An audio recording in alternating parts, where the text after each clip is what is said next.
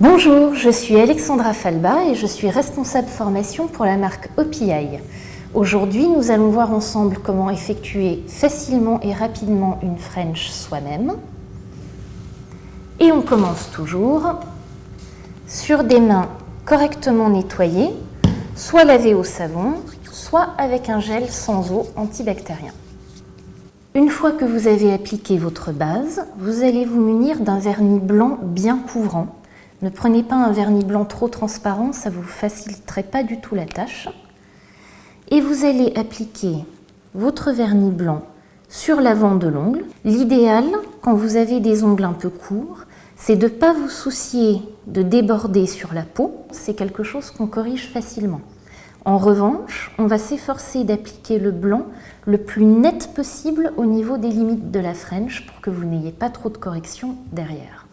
Alors, ne prenez pas trop de matière sur votre pinceau, sinon ça va être beaucoup trop épais et difficile à maîtriser. Vous allez faire votre French en deux parties. Un coup à gauche, vous reprenez un peu de vernis et vous faites un petit coup à droite. Vous pouvez éventuellement repasser un petit peu si vous n'êtes pas contente du rendu. Et vous avez toujours un peu de vernis sur la pulpe du doigt et le reste qui est net. Le pouce est plus large. Pensez à prendre un peu plus de vernis que vous ne l'avez fait pour les autres ongles. Voilà donc que vous obtenez une French qui est bien régulière, qui est très nette au niveau des contours. On va juste se contenter d'enlever le vernis qui a dépassé sur la peau. Donc pour ça, deux possibilités.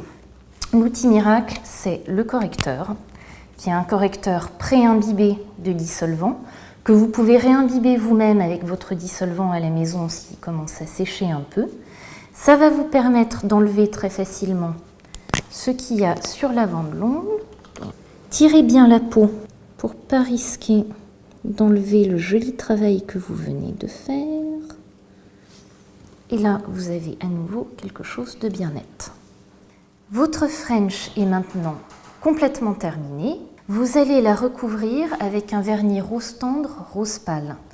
Donc vous avez deux possibilités. Choisissez le vernis rose toujours un petit peu translucide et prenez une couleur qui va bien avec votre carnation. On va maintenant appliquer la couleur choisie en deux couches. Une première couche très fine, la seconde un petit peu plus conséquente pour avoir la couleur finale. Et on l'applique en passant par-dessus le blanc. Une fois que vous avez appliqué votre première couche qui reste encore très transparente, vous allez cette fois appliquer une seconde couche de vernis.